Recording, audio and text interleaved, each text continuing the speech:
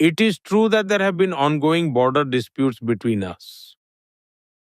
And in 2020, the incidents along the border created significant tensions between our countries. However, after my recent meeting with President Xi, we have seen a return to normalcy at the border.